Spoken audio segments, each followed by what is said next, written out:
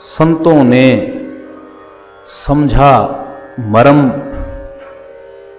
नाम को माना धाम, अलख निरंजन को कहा नारायण वह राम। आदिकाल से या कहें जब से सृष्टि का क्रम चल रहा, तब से वेदवेता, जानकार या कहें कि भेदी संतों का आना बराबर लगा है। कोई ऐसा समय नहीं कि इस सृष्टि में कोई ज्ञानवान महापुरुष ना हो। कोई समय नहीं। तत्ववेता सदा से रहे ही हैं, होते आए, होते रहेंगे।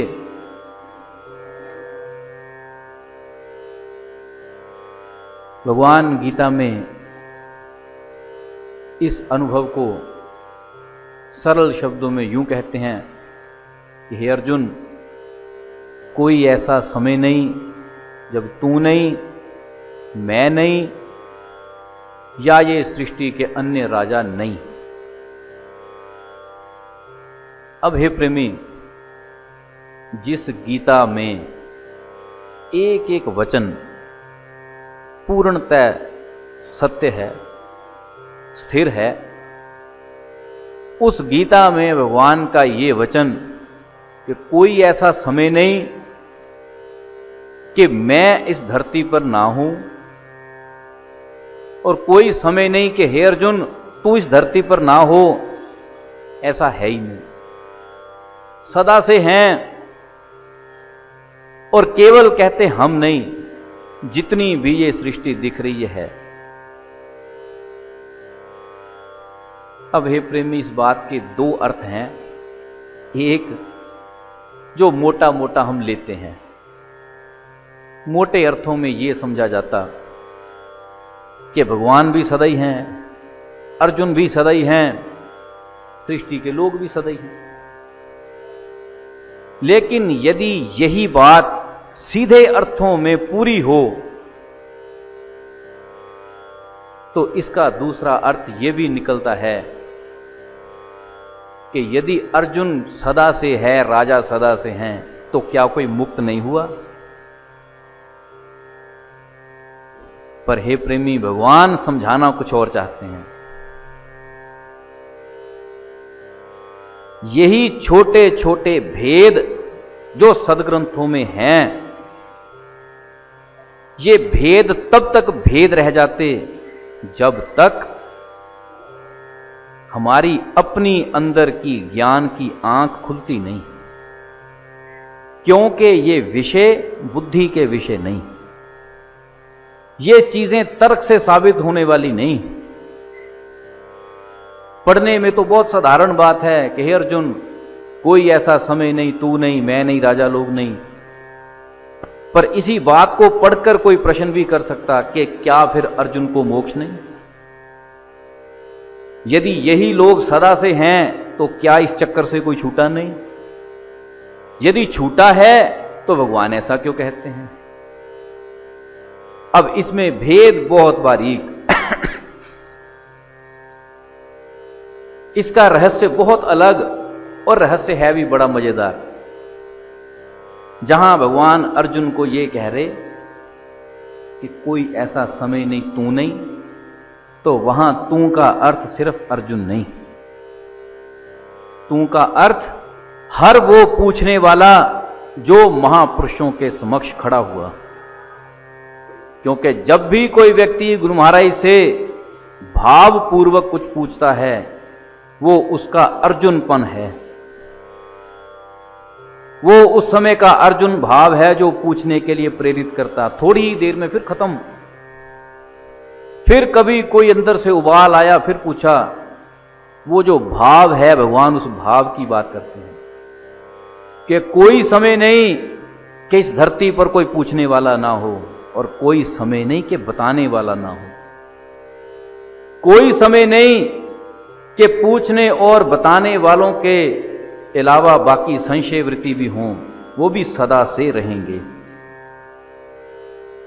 भाव प्रश्न को पूछने वाला भी सदा से है, बताने वाला ज्ञानी भी सदा से है, और उनके समकालीन संशय वृत्ति भी सदा से हैं, क्योंकि तीनों का ही तो खेल है। हे प्रेमी, ये सृष्टि तीनों का ही खेल है। जहां भी सृष्टि को तुम देख सकते हो, जिस तरफ से देखो, इसमें तीन चीजें दिखाई पड़ेंगी। गुण तीन हैं, रजोगुण, तमोगुण, सतोगुण। शक्तियां तीन हैं, ब्रह्मा विष्णु महेश। प्रमुख देवियां तीन हैं, महालक्ष्मी, महासरस्वती, महादुर्गा। ये सृष्टि का जो मूल है वो तीन के ऊपर स्थिर है, कहीं से देखो। और ज्ञान में भी तीन ही चलते हैं, एक गुरु महाराज, एक शिष्य, तीसरा जिसे तमोगुणी कहा जाता, संशयात्मा। इन तीनों का ही खेल है। तो भगवान उन तीनों की बात करते हैं कि वो सदा से रहते हैं। यदि उसमें से एक घट जाए तो उस चीज की सृष्टि नहीं, वो चीज समझो है ही नहीं। लेकिन हे प्रेमी, मैं मूलतः बात गीता की नहीं लेने जा रहा। आज मैं जिस विषय की बात कर रहा हूं वो विषय है मर्म या भेद। सदग्रंथों के ऐसे ऐसे वचन हैं जो पढ़ने में बहुत सरल, स्पष्ट दिखाई पड़ते हैं, पर इतने सरल होते नहीं। जब भी किसी सज्जन ने सदग्रंथों का बड़ा सीधा सा अर्थ लिया तो वहां बड़ी बहुत भारी चूक हो जाती। हम कुछ कीमती चीज वहां से गवा देते। जैसे एक बड़ी प्यारी घटना मैंने गुरु महाराज के जीवन में देखी। कोई सज्जन आए, गुरु महाराज को उन्होंने चर्चा के बाद प्रश्न करने की इच्छा जाहिर करी। गुरु महाराज ने कहा, पूछो। कहते जी, अक्सर हम एक दोहा सुनते हैं, राम नाम की लूट है, लूट सके तो लूट, अंतकाल पछताएगा जब प्राण जाएंगे छूट। कि महापुरुष कहते हैं लूट है, कि राम नाम की लूट है, प्राण चले जाएंगे पछताएगा, पर राम का नाम तो राम है, तो इसमें लूट का क्या सवाल और पछताने का क्या सवाल। राम का नाम तो राम है। गुरु महाराज कहते, बिल्कुल तेरी बात कहते बिल्कुल ठीक है, राम का नाम राम ही है, पर क्या तुझे 100% विश्वास है? राम का नाम राम है, ये विश्वास है? कहता जी बिल्कुल है। गुरु महाराज कहते, जिस समय राजा दशरथ, शादियां एक हुई, दूसरी हुई, तीसरी हुई, पर संतान है नहीं, उस समय शास्त्रों में वर्णन आता कि राजा दशरथ बहुत विचलित हुए कि मेरा राज्य संभालेगा कौन। क्या उस समय भी राम का नाम राम था, जब राम थे ही नहीं? तो सज्जन को गुरु महाराज ने जब पूछा तो उसकी दशा क्या थी, ऐसे करके बैठ गए, क्योंकि जीवन में कभी पीछे जाकर विचार किया ही नहीं। जो किसी ने पढ़ा दिया लेकर चल दिए, जो किसी ने सिखा दिया लेकर चल दिए, अपनी बुद्धि पर जोर डाला ही नहीं कि जिसे हम कहते हैं राम का नाम राम है, तो राम से पहले क्या है। जब गुरु महाराज ने पूछा कि जब राजा दशरथ विचलित थे, मायूस थे, उस समय किसका नाम राम था? कौन था आश्रय देने वाला? मायूसी में ऋषिवर एक सलाह देते हैं, राय देते हैं। पुत्रेष्टि यज्ञ करवाया, यज्ञ हो गया, फल मिल गया, रानियों ने खा लिया। आगे चलकर समय के साथ पुत्र पैदा भी हो गए, पर कहानी तब भी अधूरी थी, क्योंकि राम का तो तब भी पता नहीं। फिर एक समय आया, जैसे आज घर में संतान हो तो हम उसका नामकरण करते हैं, बच्चे का नाम रखते हैं। ऐसे ही करके उस समय राजा दशरथ गुरु वशिष्ठ से नामकरण के लिए पूछते हैं कि बच्चों के नाम क्या रखने। तो गुरु महाराज उस स्थिति में अंतर ध्यान होकर उन चारों राजकुमारों की प्रकृति, उनकी स्थिति को देखते हुए कुछ वचन उच्चारण करते हैं। जो सबसे बड़ा है, ये कहते सत स्थिति में जागृत रहने वाला उतरा हुआ, ये बिल्कुल ऐसे है जैसे विशुद्ध परमात्मा सब में रमण करने वाले ईश्वर की तरह इसका स्वभाव है। ये राम है जो सब में रम रहा, ये उसका ही शुद्ध स्वरूप है। जो सब में रमण करता है राम, ये उस जैसा है, ये राम है। ये प्रेमी, कब राजा दशरथ परेशान हुए, कब पुत्रेष्टि यज्ञ हुआ, कब संतान पैदा हुई, कब गुरु वशिष्ठ उनका नाम रखते हैं राम। आज हम बहुत सस्ते में कह लेते हैं राम का नाम तो राम है, पर राजा दशरथ को भी किसी राम की जरूरत थी। राजा दशरथ के पूर्वज थे, वो भी कुछ भजन करते थे, तब तो राम पैदा हुए नहीं थे। इसीलिए संत जन बार बार ये कहते हैं कि एक राम दशरथ का बेटा, एक राम घट घट में लेटा।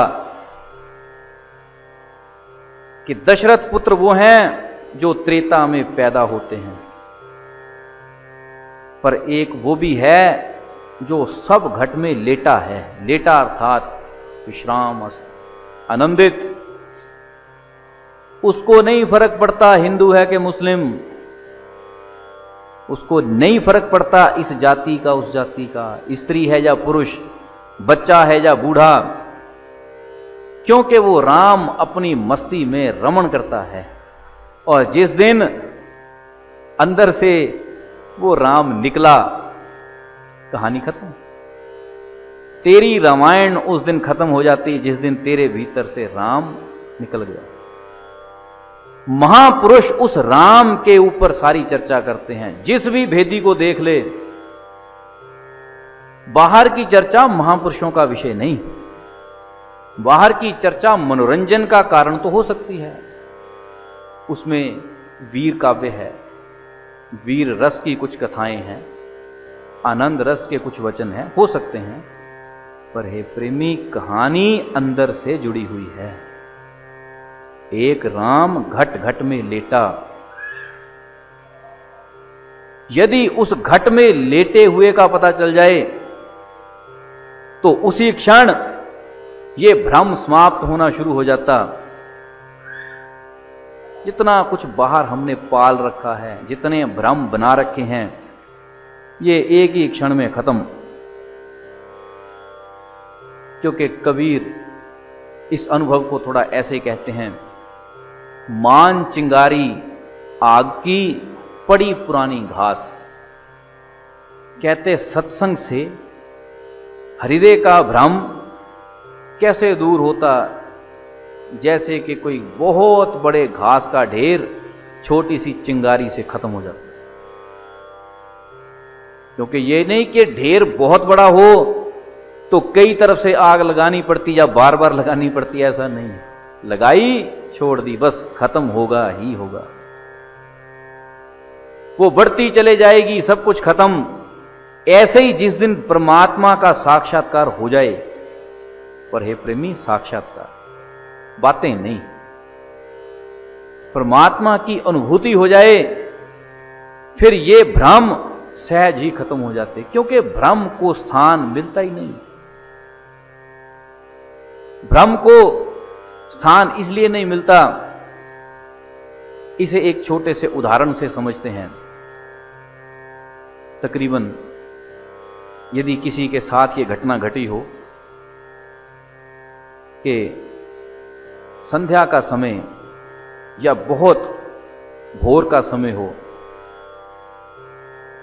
जबकि सूर्य का प्रकाश पूरा ना हो, ऐसे समय में यदि कहीं कोई मोटी रस्सी बहुत बल खाकर गिरी हुई हो, तो तकरीबन मंद दृष्टि व्यक्ति को वो सांप की तरह दिखाई पड़ता है। चीज दूर पड़ी है, देखने वाले की आंख कमजोर है, उसको लगेगा कि ये सांप है। एक बार बुद्धि में आ गया कि सांप है, बस वो दिखाई देना शुरू हो जाएगा। हिम्मत नहीं पड़ती कि पास जाकर उसको देखें, क्योंकि लगता है कि ये शांत बैठा, मैं जाऊंगा तो ये मेरे ऊपर को आएगा। बस वो भ्रम कायम हो गया। अब हे प्रेमी, रस्सी तो रस्सी है, देखने वाले की बुद्धि में भ्रम। अब रस्सी ये बोलकर नहीं बता सकती कि मैं रस्सी हूं, देखने वाले की बुद्धि बिना सांप के कुछ स्वीकार करने को राजी नहीं। अब इस बात का एक ही तोड़ है कि पूरा प्रकाश हो जाए और रस्सी रस्सी की तरह नजर आ जाए। बस एक बार वो रस्सी रस्सी दिख जाए, अब दोबारा कोई उसी व्यक्ति को कहे कि ये सांप है, कोई मानेगा? फिर तो भ्रम तुझे परोस कर भी दिया जाए, तब भी चित्त भ्रमित होगा नहीं। अनुभव की कहानी ये है, अनुभव हो जाए, सत्य की झलक पकड़ में आ जाए, फिर तुझे कोई परोस कर भी भ्रम दे, तब भी तेरी बुद्धि भ्रमित नहीं होगी। ये प्रेमी, सत्य में आनंद ये है। इसीलिए महापुरुष कहते हैं, परमात्मा की कथा में मत उतर, उसकी अनुभूति में उतर, उसके अनुभव में जा, क्योंकि उसकी कथा में भ्रम बचे रह सकते हैं, पर उसके अनुभव में भ्रम बचता नहीं। ये परमात्मा की बहुत ही भारी महिमा है कि तुझे एक बार कहानी समझ में आ जाए तो सवाल ही नहीं कि भ्रम पैदा हो जाएं। फिर तुझे कोई कह भी दे कि परमात्मा तेरे भीतर नहीं, तो सवाल ही नहीं कि तू विश्वास कर जाए। ये घटना ऐसे है जैसे प्रहलाद को उसकी मां समझाती है, कहती कि तू अपने पिता से झगड़ा मोल मत ले। पिता अज्ञानी है, राक्षस बुद्धि है, पर पिता तो पिता ही है। तू क्यों उससे वैर लेता है, बिना वजह उसका विरोध? जो वो कहता मान ले। यदि वो कहता कि परमात्मा का भजन ना कर तो कोई बात नहीं, छोड़ दे। अब किसी समय लगाया भी उस मां ने था, लेकिन मां ने जितने दायरे तक लगाया, मां का दायरा वही रह गया, पुत्र आगे बढ़ गया। अब मां कहती कि तू भजन ना कर, भजन छोड़ दे, इससे ही शायद पिता को ठंडक पड़ जाए। प्रहलाद कहते, मां तू कहती है ये भी ठीक, मैं छोड़ देता हूं, पर उसका अनुभव मुझे छोड़ता नहीं। मैं तो छोड़ देता हूं, पर उसका स्वाद मुझे छोड़ता नहीं, क्योंकि मैंने उसका स्वाद लिया है। क्या छोड़ूं उसमें से? क्योंकि परमात्म भजन में करना ही कुछ नहीं, केवल ध्यान की बात है। अब ध्यान इस तरीके से उसमें चला गया कि अब ध्यान वापस आता नहीं। मैं जहां देखूं मेरी लय उसी में जाकर लगती है। करीब करीब सौदा शराबी व्यक्ति जैसा है। शराबी विवाह में हो, किसी के मरण पर हो, किसी जन्मदिन पर हो, कहीं हो, शराबी को एक ही चीज का पता है, उसका चित्त वहीं टिका है।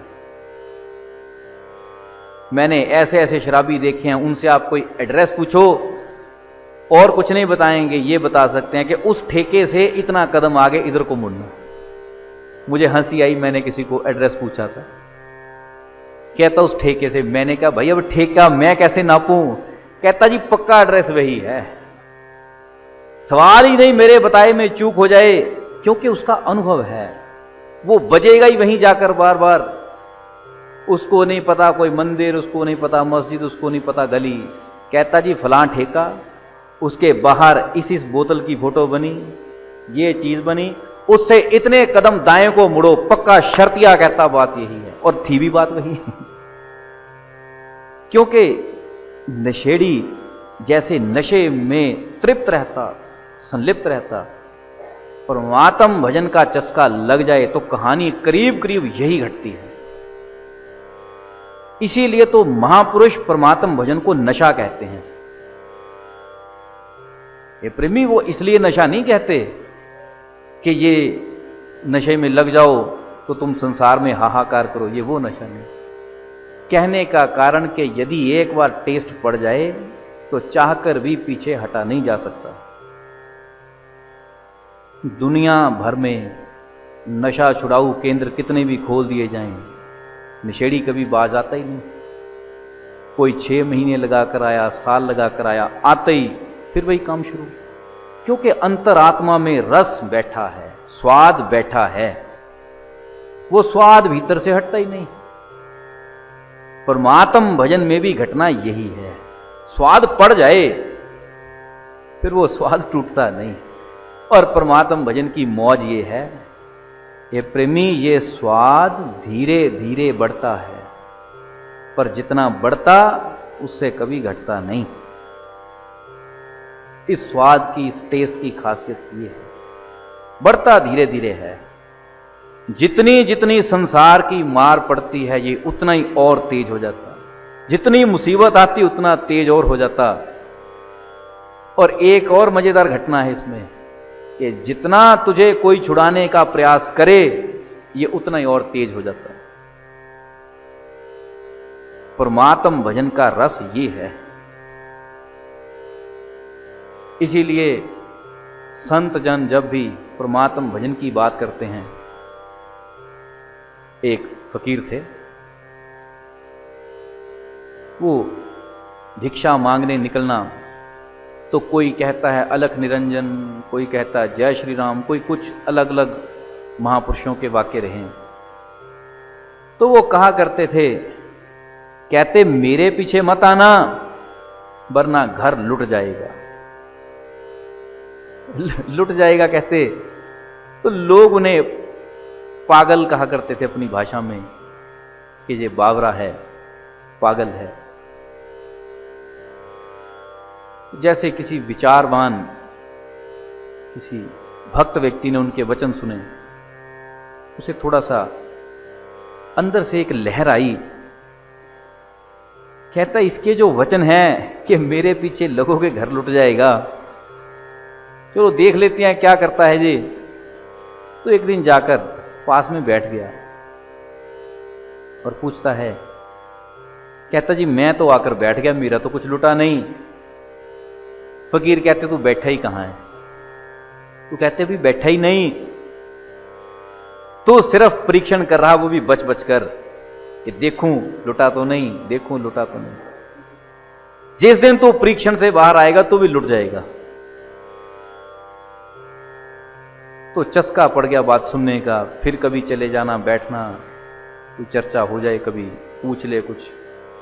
ऐसे होते होते होते होते एक समय ऐसा आ गया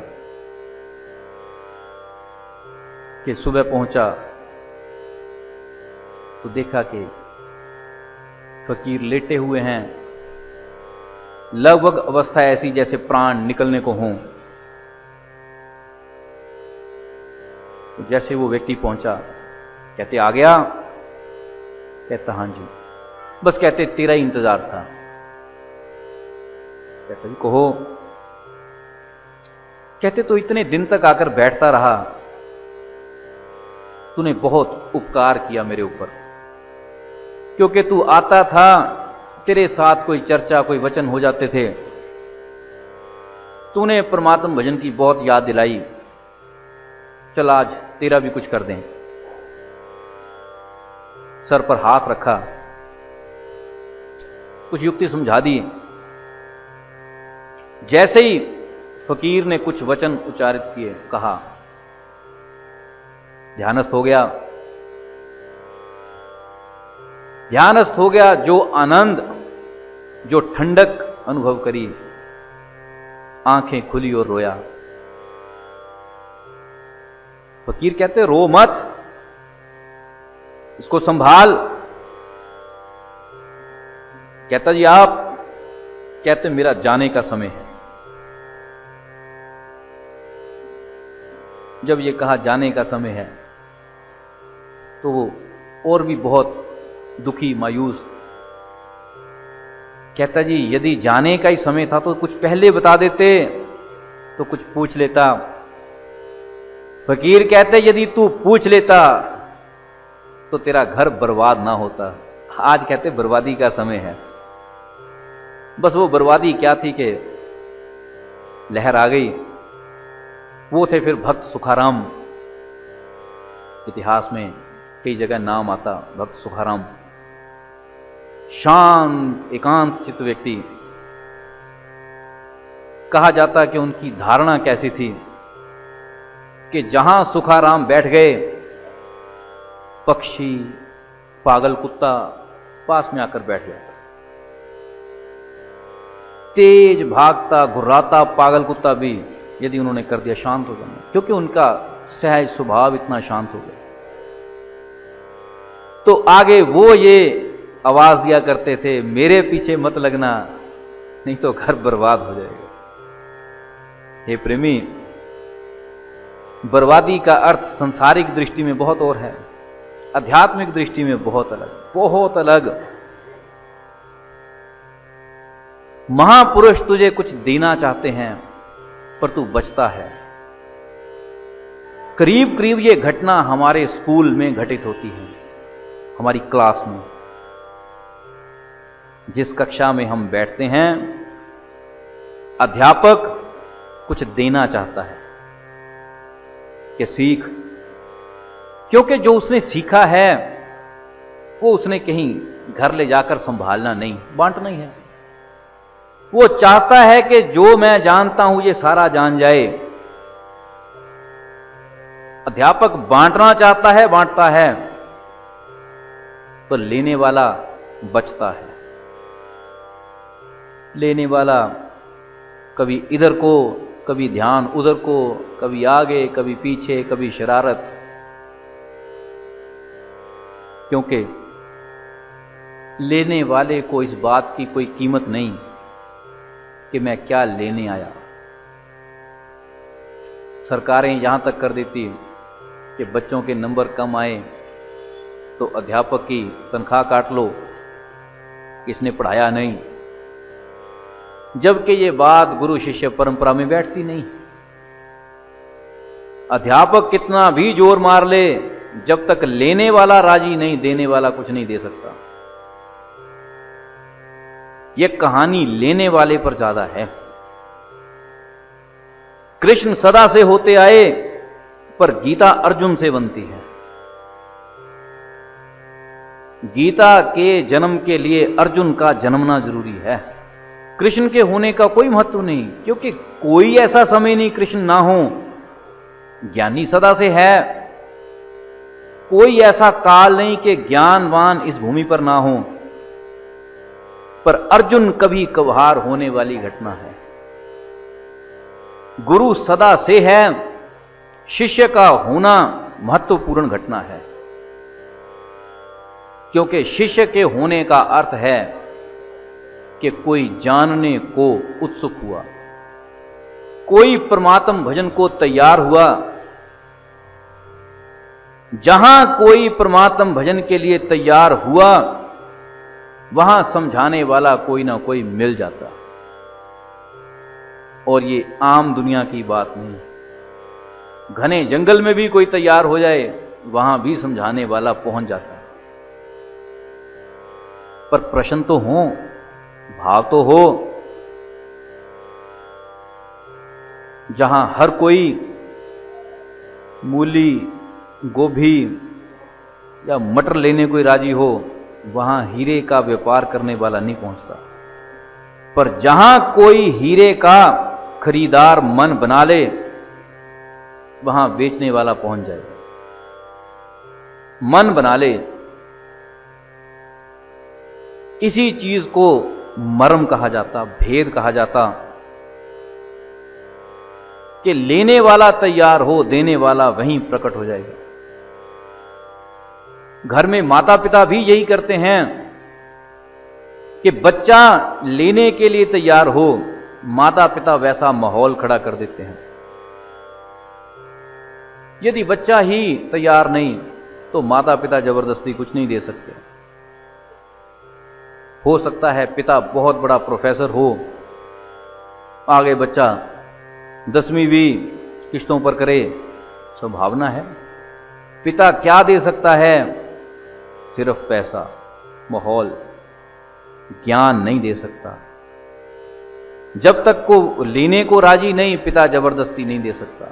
माता बहुत बड़े स्कूल की प्राध्यापक रही हो, कुछ नहीं बनेगा। क्या बच्चा लेने को राजी है? जीवन में गुरु का होना इतनी बड़ी घटना नहीं जितना शिष्य का होना। और जब तक हम इसी चीज पर निर्भर रहते हैं कि गुरु महाराज बहुत बड़ी घटना है, हम तब तक जागरूक हो ही नहीं पाते।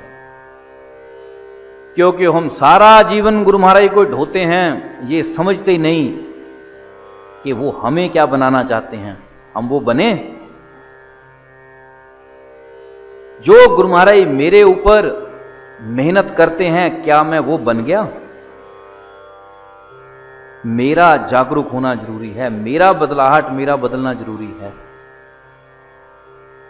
यदि कहूं कि मैं तो पत्थर हूं, पत्थर ही रहूं, गुरु महाराज को चमकाता रहूं, हे प्रेमी, गुरु महाराज तो चमके हुए हैं। तेरी बदलाहट जरूरी है, तेरी बदलाहट से काम बनेगा। गुरु महाराज को जो होना था हो लिए, और तू कहे कि सिर्फ गुरु महाराज के आगे नाक रगड़ कर, माथे टेक कर काम बनेगा, नहीं, कुछ नहीं होगा। गुरु महाराज के आगे नमस्कार हो गई, ठीक है, कब तक काम देगी? सिर्फ तेरा भाव तैयार करेगी। कुछ ही क्षणों में वो भाव फिर मिट्टी, यदि तूने नहीं संभाला। और भाव संभलता कब है? जब हम अपने प्राणों से परमात्मा में उतरते हैं। गुरु महाराज के होने की कीमत भी तभी है, नहीं तो उनके होने की कोई कीमत नहीं। गुरु महाराज के होने से कोई घटना नहीं घटित होती। या इसे ऐसे समझें, कक्षा में एक बच्चा, बाकी तो सब ठीक ठाक हैं, एक बहुत नालायक हो। उस नालायक बच्चे के लिए अध्यापक के होने का जो लाभ है, वो जानकार बच्चों के लिए नहीं। क्योंकि जो पढ़ गए, जो जानते हैं, उनके लिए अध्यापक का कोई लाभ इतना ज्यादा नहीं। पर जो नहीं जानता, उसके लिए अध्यापक का होना बहुत भारी घटना है। पर अब जिसके लिए घटना बहुत भारी है, वो कहे कि मैं तो मास्टर के पांव ही छूता रहूंगा और पास हो जाऊंगा। बहुत अचंभे की बात। ये प्रेमी, हम सारा जीवन मास्टर के पैर छूकर ही पास होने की तैयारी में हैं, बात नहीं बनती। अध्यापक के पांव छूना, ये भाव सिर्फ तब तक काम दे सकता जब तक तेरी पढ़ाई के प्रति पूरी तैयारी ना बने। और जब तैयारी हो गई तो यही कर्म श्रद्धामय हो जाएगा, क्योंकि अध्यापक के पांव दोनों ही छूते हैं। महान नालायक वो भी छुएगा, और जो पूरा पढ़ गया वो भी छुएगा, पर जो पढ़ गया वो इसलिए छुएगा कि इसने मुझे कुछ बना दिया। नालायक इसलिए छुएगा कि मैं पढ़ा तो नहीं, शायद ऐसे ही कुछ बन जाए। ये प्रेमी, गुरु महाराज का होना और शिष्य का होना, इनके बीच में एक छुपी हुई चीज काम करती है, वो है शिक्षा। गुरु महाराज की उपस्थिति और शिष्य की उपस्थिति, ये दोनों घटनाएं एक शिक्षा रूपी पुल से बंधी हुई हैं। और हम सारा जीवन पांव छूकर, नाक रगड़कर, माथे टेक कर काम चला रहे हैं। शिक्षा जो दिखाई नहीं पड़ती वही सबसे ज्यादा कीमती है। ऐसे ही गुरु महाराज ने तुझे क्या दिया वो कीमती है, उसमें चित्त टिके, उसके लिए नमस्कार है, उसके लिए श्रद्धा है, उसके लिए भाव है, उसके लिए समर्पण है। पर किसके लिए? जो गुरु महाराज ने दिया। कहानी तो उसकी है। जैसे अध्यापक को माथे टेक कर पास नहीं हुआ जाता, ये प्रेमी ऐसे ही केवल गुरु महाराज के चरणों में नाक रगड़कर अध्यात्म के मार्ग पर चला नहीं जाता। क्योंकि आज तू माथे टेके ये भी तेरी श्रद्धा, कल को ना टेके ये भी तेरी श्रद्धा। वो घटना तो घटित ही ना हुई जिसको कबीर कहते हैं गुरु शिष्य एक रूप हैं, एक जान हो जाएं। वो घटना घटित नहीं हुई, परिवर्तन नहीं हुआ। तब तक तो गुरु अपने मार्ग पर हैं, शिष्य अपने मार्ग पर हैं, उनमें एक रूपता नहीं हुई। और जब तक एक रूपता ना हो तब तक शिष्य किसी भी अन्य राह पर चल सकता है। आपने सुना होगा, एक भारतवर्ष के महान योगी व्यक्ति हुए महावीर जैन, उनके बनाए हुए अपने शराबकों में से, सन्यासियों में से 500 सन्यासी एक समय आने पर अलग मठ खोलकर बैठ गए। उन्हीं के समकाल में। कोई छोटी घटना ये? 500 सन्यासी गुरु महाराज के बराबर अपना मठ बनाकर बैठे। क्यों? क्योंकि गुरु महाराज के साथ एक जान नहीं हो पाई। वो घटना कभी घटित ही ना हुई। गुरु महाराज ने तैयारी करवाई, कर्म दिया, उस कर्म की आज्ञा दी, नहीं कर पाए। कबीर कहते हैं एक जान हो जाएं, गुरु और शिष्य एक जान। अर्थात शिष्य अपने जिस नरक में था उससे थोड़ा सा निकला और एक ऐसे स्तर पर आ गया जहां वो गुरु महाराज से मिल गया। और ऐसा मिला कि अब वो पुनः अपने नरक में जाने के काबिल नहीं रहा, विशुद्ध हो गया। अब दोबारा उस गंदगी में जाने के काबिल नहीं रहा। गुरु शिष्य एक रूप हैं, एक जान हो जाएं। ये प्रेमी, जिस दिन तुझे अपने अंदर परमात्मा की अनुभूति हो तो ये कहानी घटित होना शुरू होती, पूरी घटित नहीं हो जाती, शुरू होती उस दिन। और जब तक एक जान ना हो जाए तब तक शिष्य किसी भी और रास्ते पर चल जाता। आज ये है, कल वो है, परसों वो है, फिर वो बदलता है। ये करीब करीब बात ऐसी है जैसे दूध को यदि उचित स्तर तक गर्म ना किया जाए ज़रूरत के मुताबिक खटास या दही का अंश ना दिया जाए तो वो दही नहीं बनता। पर यदि जो जो संभावनाएं उसके लिए चाहिए वो मिल जाएं, उसी दूध का दही बन जाता। और जिस दिन वो दही बना, अब वो दही दही है, उसमें दूध होने की क्षमता नहीं। अब कुछ भी कर लो, अब वो दही दूध नहीं बनेगा,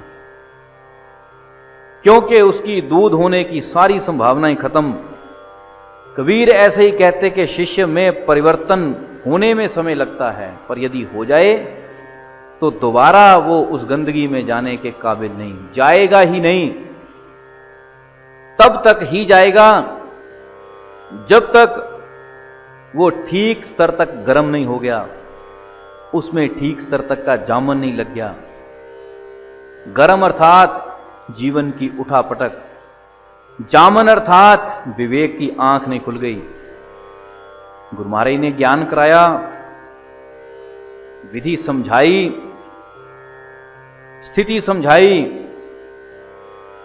लेकिन तुम्हारा मूड किया तो उस मार्ग पर चले, नहीं किया तो नहीं चले। यदि अपनी मर्जी से ही जीते रहे तो दूध का दही नहीं बनता, क्योंकि जब तक तुम्हारी मर्जी अपनी है तब तक विधियां, कोई भी विधियां कारगर नहीं होती।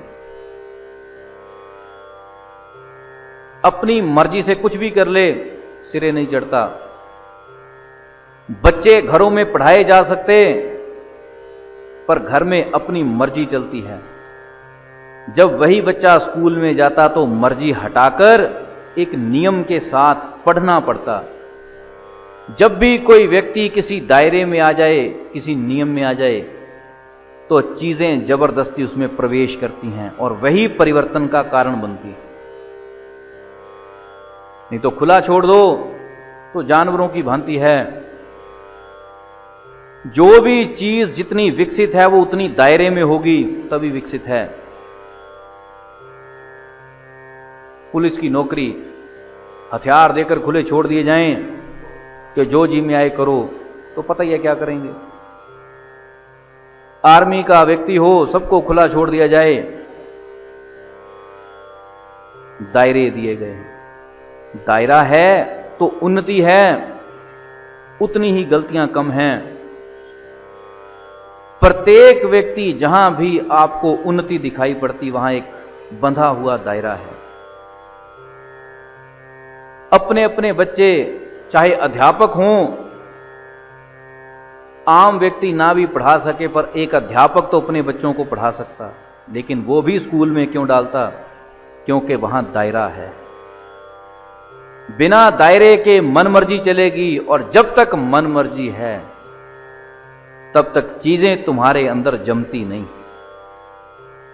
ऐसे ही गुरु महाराज ने कुछ समझा दिया, लेकिन यदि साथ में मनमर्जी है तो चीजें जमेंगी नहीं, असर नहीं हो पाएगा। इसीलिए जब भी कोई व्यक्ति गुरु महाराज के चरणों में उपस्थित हुआ, सबसे पहली चीज सिखाई गई आज्ञा। आज्ञा का अर्थ बंधन।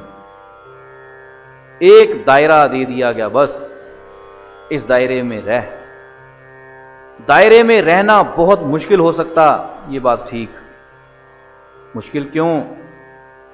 क्योंकि हम अपनी आदतों के कारण ही गुरु महाराज की आज्ञा में रह नहीं पाते। हमारे अपने जीवन की धारा ऐसी है कि हम नहीं मान पाते। बेशक वो हमारी आदत हो, हमारे संस्कार हों, लेकिन व्यक्ति जब भी मार खाएगा तो आज्ञा के स्तर से खाएगा। ज्यों ही कोई व्यक्ति ये सोचे कि आज्ञा तो मानूं या ना मानूं, पर भजन मैं कर सकता हूं, ये प्रेमी फिर ये तो करके देखने की चीज है। क्योंकि ये स्वयं शिक्षा का सिद्धांत आ जाता। जब लगता है कि मैं बहुत पढ़ सकता हूं, ठीक है पढ़ ले। संसारिक विद्या में तो फिर भी चांस हैं कि पढ़ जाए, अध्यात्म में कहानी वहीं रुक जाती, क्योंकि संसारिक शिक्षा में किताबें साथ दे सकती हैं, लोग साथ दे सकते हैं, कोई पढ़ा सकता है। अध्यात्म में कोई साथ नहीं। अध्यात्म में किताब भी गुरु महाराज हैं, शिक्षा भी गुरु महाराज हैं, स्कूल भी गुरु महाराज हैं।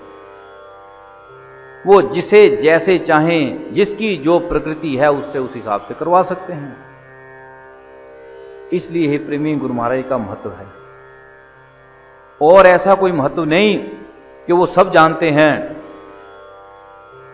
लेकिन तेरी प्रकृति को जानते हैं। तुझे तेरी प्रकृति से पकड़ते हैं।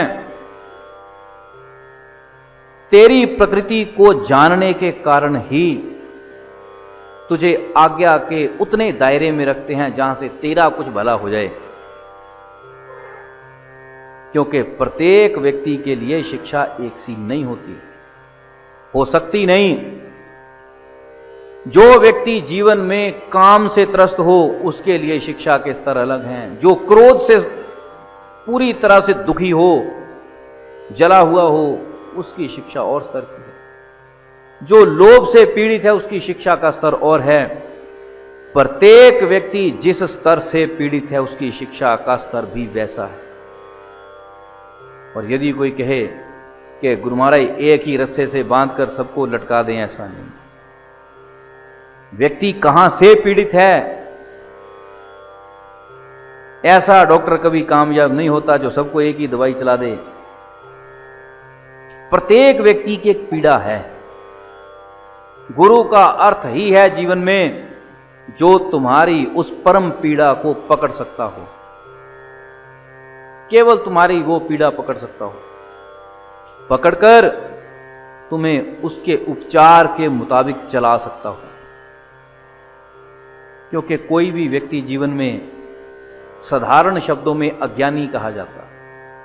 आमतौर पर अज्ञानी बड़ा साधारण सा शब्द है, पर हे प्रेमी, अज्ञानता किस तरफ से विकसित है, यह बात बहुत जरूरी है। किसी की अज्ञानता लोभ से पैदा हो रखी है। बाकी चीजें उसे नहीं हिलाती, लेकिन लोभ हिला देता। उसके लिए मार्ग भी कुछ और है। ऐसे ही जो अहंकार से पीड़ित है, उसका मार्ग कुछ और है। आपने सुना होगा, एक भक्त थे, गुरु महाराज के प्रिय भक्त थे। कभी बहुत बारिश हुई, इतनी बारिश हुई कि जैसे पानी खेतों की मेड़ इत्यादि को ऊपर से बहना शुरू हो जाए। भरपूर बारिश में एक दिन लगी रही, दूसरे दिन लगी रही। तो धान की खेती कहीं गुरु महाराज ने कर रखी थी। तो उस भक्त को भेजा, कहते जा देख कर आ कि कहीं कोई मेढ़ टूट तो नहीं गई। वो सज्जन जब देखने गया, सुबह का भेजा, शाम हो गई, बारिश तो रुक गई, लेकिन वो लौटा नहीं। जब शाम हुई, संध्या का आरती इत्यादि का समय हुआ, तो गुरु महाराज ने किसी को भेजा। कहते भाई, वो एक भक्त था, वो आज दिखाई नहीं दे रहा, वो कहां है? जब देखने भेजा खेतों की तरफ, तो मेढ़ टूटी हुई और वो वहां लेटा हुआ।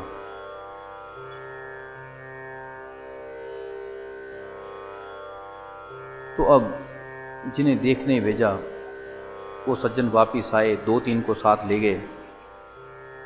फावड़ा इत्यादि ले जाकर खेतों की जो मेड़ थी वो पूरी बंद करी, मिट्टी लगाई, उसको उठाकर ले आए। उसको हिलाया डुलाया, कुछ किया, बिल्कुल नीला पड़ा हुआ, ठंडा, बेहोश। तो जब होश आई, कुछ हाथ पांव मले, सुरती लौटी तो पूछा, कहते भी ये क्या था? कहता जी बारिश, बहुत ही प्रयास किया रोकने का, ये मिट्टी लगाऊं, पर मिट्टी बहती जा रही थी। तो सोचा कि गुरु महाराज ने देखने को कहा है, तो देखने का अर्थ इतना तो है नहीं कि देखूं और आकर कह दूं कि हाँ जी पानी खुल गया। देखने का अर्थ है जो बिगड़ा है उसको बनाना है।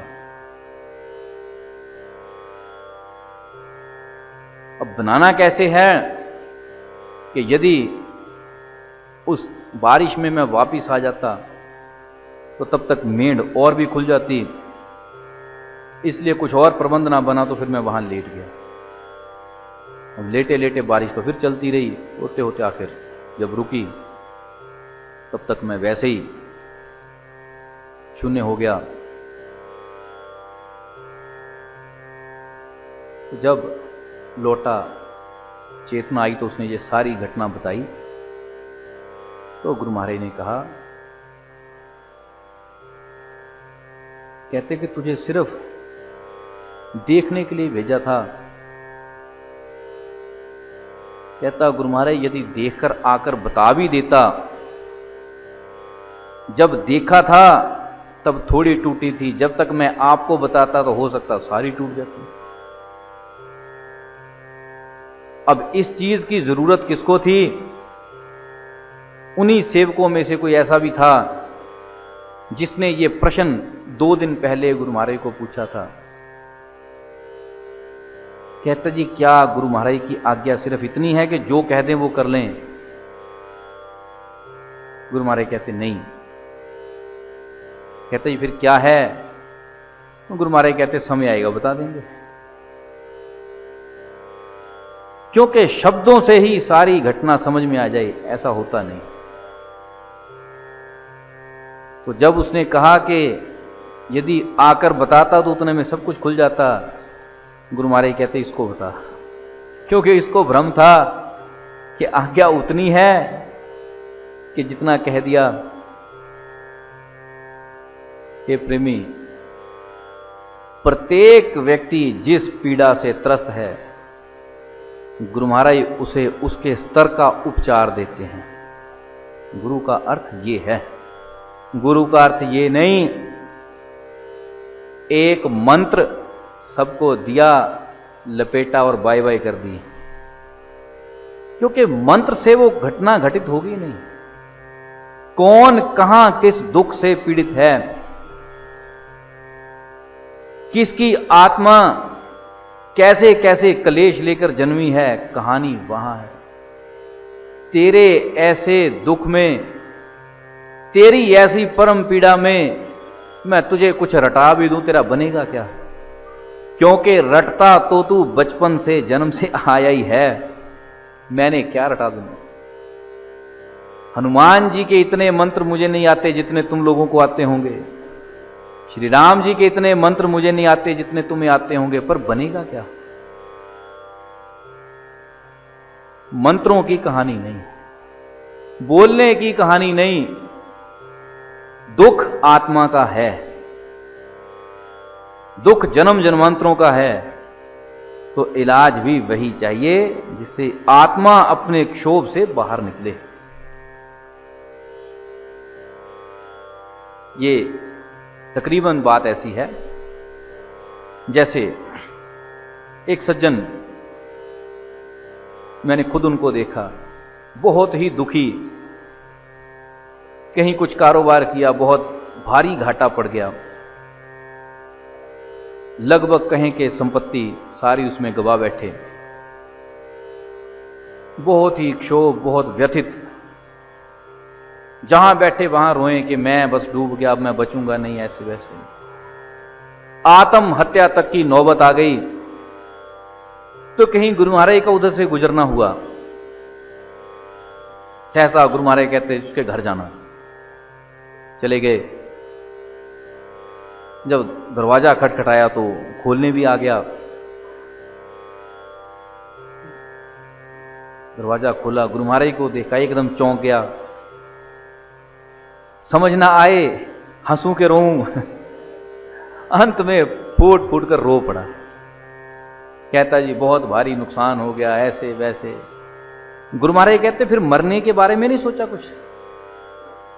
नुकसान तो हो गया, घाटा पड़ गया, अब कुछ मरने का भी देख ले। जो ही कहा मरने का देख ले तो सिर हिला, क्योंकि ट्राई तो पहले ही कर चुका था। उस दिन संयोग से रस्सी ने भी साथ नहीं दिया, रस्सी की गांठ खुल गई। कहता गुरु महाराज मरने का भी सोचा पर रस्सी धोखा दे गई। गुरु महाराज कहते परमात्मा तेरे से कुछ चाहता है, नहीं तो रस्सी धोखा नहीं देती, तकरीबन लटकते ही हैं, बड़े भाग्यों से टूटती है। कहता जी अर्थ? गुरु महाराज कहते जो कमाया था इसी शरीर से कमाया, गवाया इसी में है, इसी से और कमाया जा सकता। और हिम्मत कर, खड़ा हो, कहते चल काम कर। वो दिन 1 साल के भीतर भीतर स्थिति कुछ की कुछ और, कारोबार भी हो गया, सब कुछ हो गया। तो पत्नी ने कभी गुरु महाराज को ये क्या कहा था, उपदेशी थी, कहती गुरु महाराज इनको भी कुछ समझा दो, इनको भी कुछ ऐसा कोई मंत्र या कुछ दे दो जिससे इनका कल्याण हो जाए। गुरु महाराज कहते हैं मंत्रों से कल्याण नहीं होता, संसार का कर्म संसार के कर्म से कटता है, आत्मा का क्लेश परमात्मा के भजन से कटता है। यह संसारिक दुख है।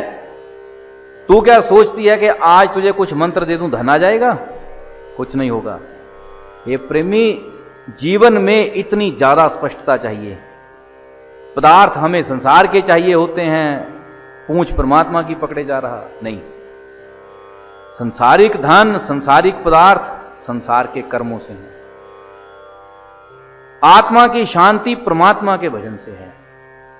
इन दोनों चीजों को जुदा जुदा करके देख, मिक्स मत कर। हमने सारा कुछ गोपड़ पापड़ कर रखा, फिर समझ में कुछ आता ही नहीं, बुद्धि जवाब दे देती। ऐसे बहुत से सज्जन परमात्मा पर नजला झाड़ते मैंने देखे हैं, परमात्मा ने मेरा ये नहीं किया, परमात्मा ने मेरा वो नहीं किया। तकरीबन लोग इसी दुख से दुखी, परमात्मा ने मेरा ये नहीं किया। हे प्रेमी, परमात्मा करे क्यों? तेरा जितना किया, क्या आज तक सारा ईश्वर ने किया? तुझे रोज भूख लगती है, तुझे रोज गर्मी ठंड लगती है, तुझे रोज प्यास लगती है, कहीं परमात्मा गिलास लेकर तो घूमता नहीं। तेरी काया की जरूरतें तेरी काया ने ही पूरी करनी, पहले ये समझ। इसमें परमात्मा को मत उड़ेल। हम संसार में ईश्वर, ईश्वर में संसार मिक्स कर देते हैं, फिर हमारी बुद्धि सोच नहीं पाती। काया की जरूरतें काया ने पूरी करनी है। जहां सवाल अंतरात्मा के, अंतर हृदय के दुख का है, वो दुख परमात्मा भजन से दूर होता, उसका कोई दूसरा रास्ता नहीं। फिर तीसरी चीज आ जाती दैव। दैव का अर्थ हो गया किस्मत, दैव का अर्थ होता है दैविक तरीके, देवताओं का नाम, जप तप। फिर यदि कोई पूछे कि इन चीजों का क्या अर्थ, ये प्रेमी, ये चीजें तुझे जीवन की सत्यता दिखाने के लिए हैं। जीवन की सत्यता का अर्थ लोग ये सोचते हैं, अक्सर जब हम किसी को पूछें कि देवता कितने हैं, लोग कहते 33 करोड़।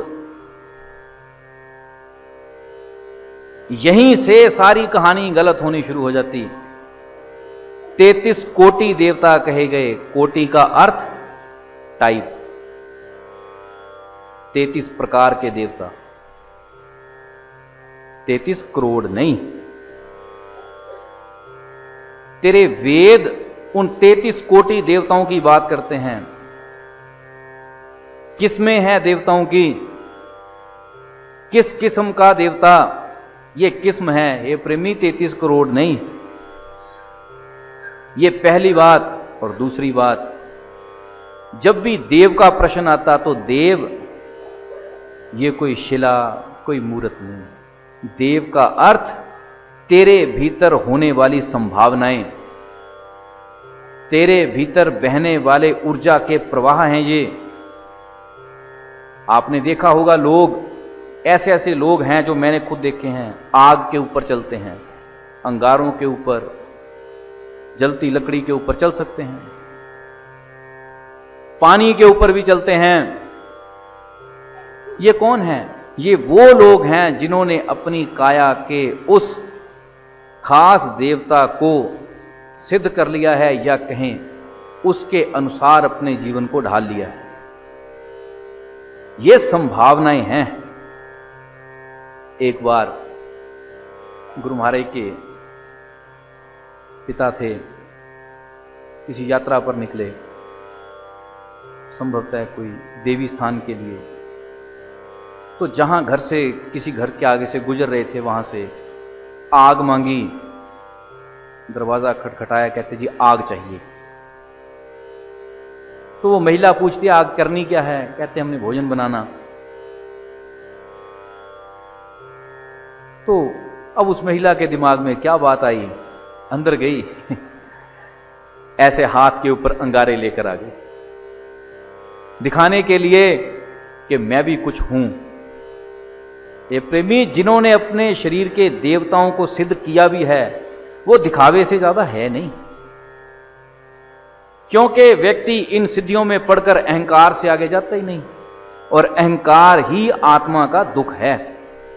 जब इससे बहुत दुखी हो जाएगा तो कभी महापुरुषों को ढूंढेगा कि मुझे शांति चाहिए, नहीं तो पहले यही जादूगरी, यही छोटे छोटे मैजिक स्कूल में जैसे दिखाए जाते हैं, वो अंदर गई, हाथ के ऊपर ऐसे अंगारे लेकर आ गई।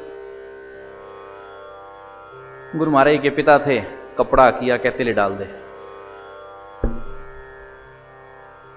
जब कपड़ा किया तो उसने कपड़े में डाल दिया, उन्होंने गांठ बांधी, पीछे लटकाई, चल दिए। ऐसे आंखें खुली रह गई। ये प्रेमी कर्तव्य हैं, ज्यादा कुछ नहीं है, छोटी छोटी सिद्धियां हैं, छोटे छोटे तप हैं, पर दिखावट है। ध्यान रखना, दिखावट है। इन चीजों से होगा कुछ नहीं। किसको सारा जीवन जरूरत पड़ी हाथ में आग लेकर ढोने की? कब तक लेकर चलोगे? समय बदल गया, लाइटर आगे जेब में रख, आग तेरी जेब में है। विज्ञान हर सिद्धि का भौतिक रूप पैदा करता है, विज्ञान का अर्थ यही है। पहले लोग सिद्धियों में चलते थे, विज्ञान ने उन चीजों को भौतिक रूप दे दिया। बस इतनी कहानी है। तो जब उन्होंने गांठ बांधी, पीछे लटकाई, तो देखती रह गई। हे प्रेमी, एक चीज हमेशा याद रखना, जितने भी देव कहे गए हैं, देव का अर्थ शरीर का, ऊर्जा का प्रवाह है। जिन 33 कोटि देवताओं की मैंने बात करी, उनमें से 8 प्रमुख हैं, और उन 8 के बारे में कहा जाता कि वो 8 देव अष्टवसु अंतरिक्ष में निवास करते हैं। ये प्रेमी, अंतरिक्ष तेरा कपाल है। इस अंतरिक्ष में 8 ऐसी नसें हैं जो तेरे पूरे शरीर के संचार को प्रभावित करती हैं। वो तेरे अष्टवसु हैं। ऐसे बाकी देवता हैं। जिन चीजों को ईड़ा, पिंगला, सुषमना कहा जाता, उन्हें ब्रह्मा, विष्णु, महेश की उपाधि दी गई। शास्त्र तुझे समझाते कुछ और हैं। जब देखा कि दुनिया के लोग इस भाषा को नहीं समझते हैं, फिर इन्हें एक सिंबॉलिक लैंग्वेज दी गई। इन्हें एक ऐसी भाषा दी गई जो भाषा दिखाई पड़ती हो।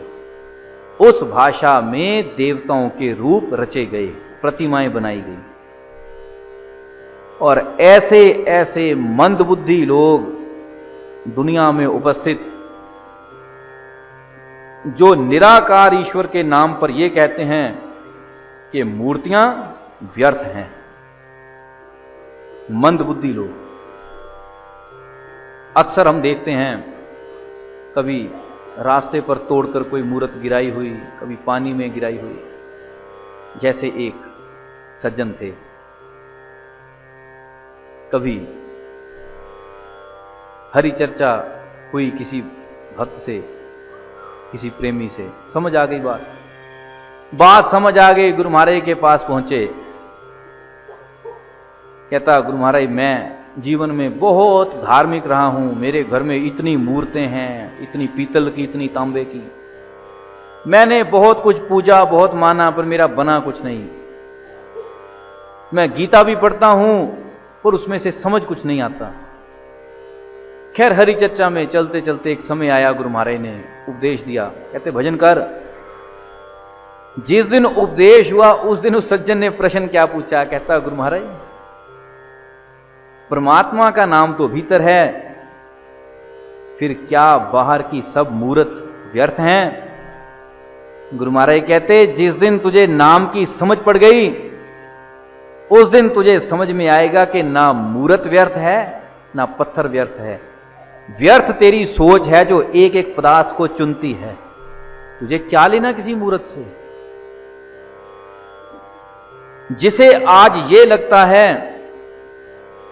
कि मूर्त तोड़ने में, पत्थर की मूर्त है तोड़ने में बहादुरी है, इसका अर्थ जिसको भगवान गीता में कहते हैं कि मैं कण कण में समाया हूं, यह कहानी उसे समझ में नहीं आई। नहीं तो तोड़ने क्यों जाता? जिसे समझ में आ गया उसको क्या जरूरत है सिद्ध करने की कि इसमें है इसमें नहीं है। और जब प्रहलाद को जरूरत थी तो उस खंबे में से आ गया था जिसकी कोई पूजा करता ही नहीं था। है तो हर जगह, पर तेरी आंख तो चाहिए। तू बजाय अपनी आंख को विकसित करने के पदार्थों के ऊपर मुहर लगाने बैठा, ये गलत ये ठीक, ये गलत ये ठीक, क्योंकि अज्ञानता छंटी नहीं।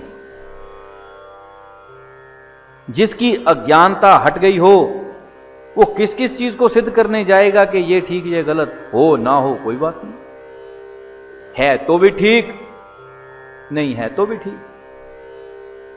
ज्ञानवान अपने अनुभव में मजा लेता, सिद्ध करने नहीं चला।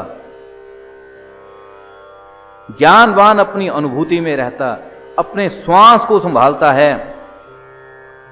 ज्ञानवान अपने श्वास के आवागमन को देखता है, इधर उधर बहकता नहीं।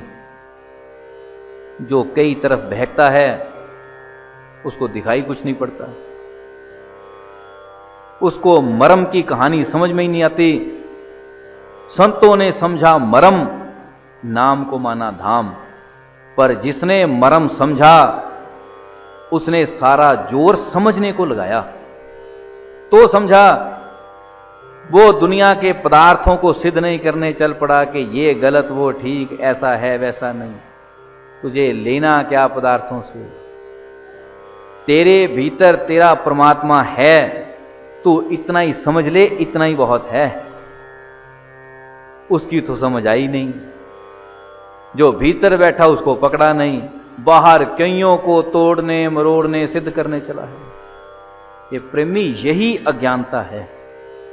महापुरुष ये कहते हैं तेरा साईं तुझ में जाग सके तो जाग। तुझे साईं की समझ नहीं आई, बाकी कई चीजों की समझ आ गई, पर वो समझ किसी काम की नहीं।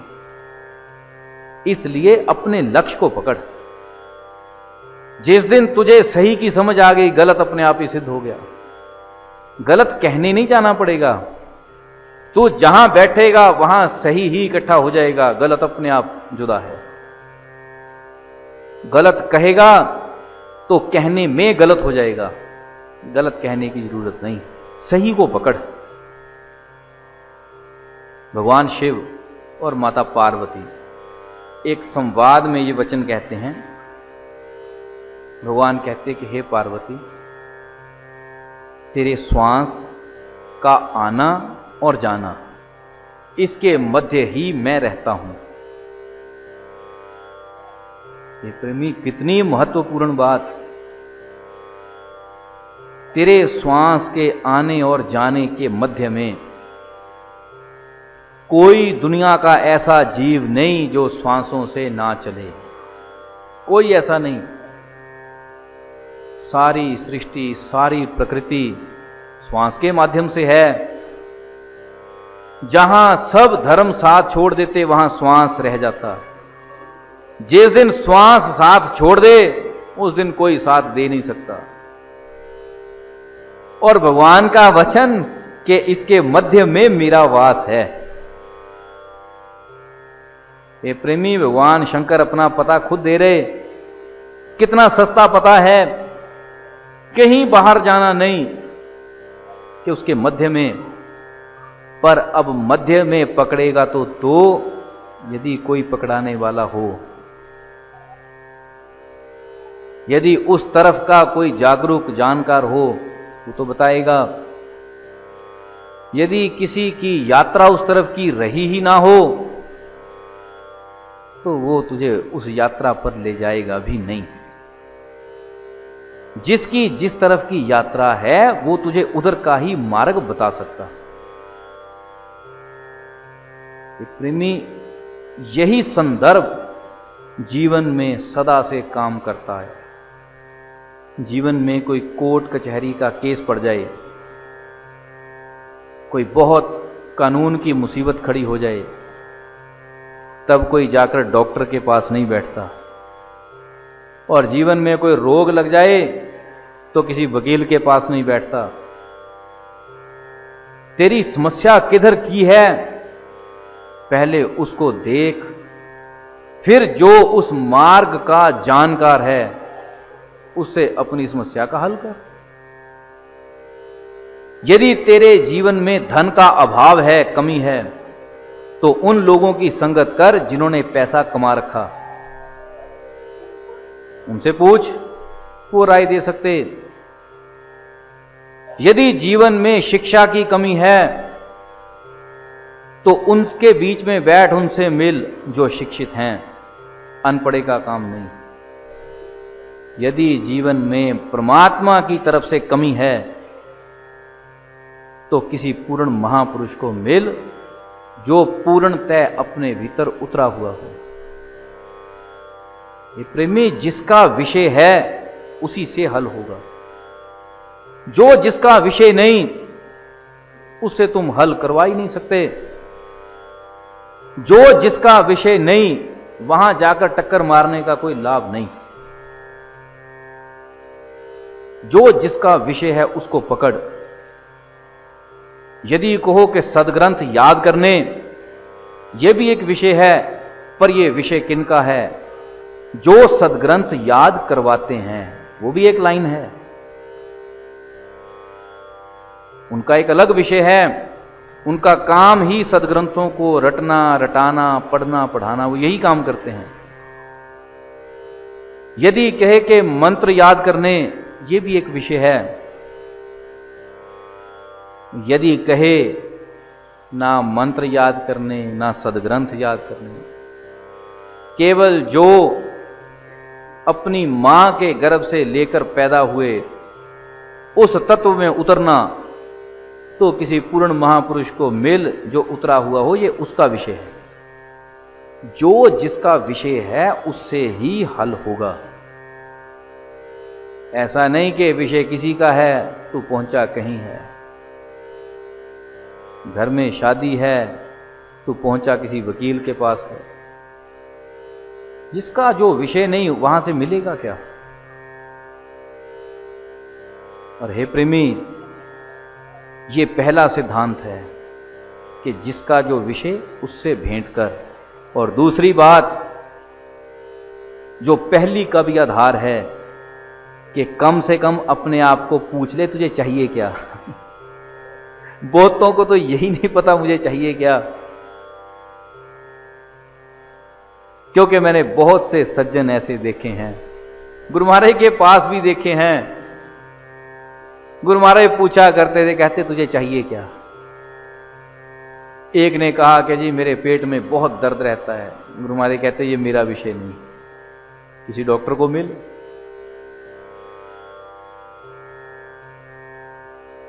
एक ने कुछ घर के कलह कलेश की बात कही। गुरु महाराज कहते परिवार कोई बुजुर्ग है उसको मिल, ये उसका विषय है। क्योंकि जिसका जो विषय है उसको मिल। हल कहते वहीं से होगा, बाकी सब टकरे हैं। ये प्रेमी, पहली बात का आधार ये है कि तुझे कम से कम पता हो तुझे चाहिए क्या।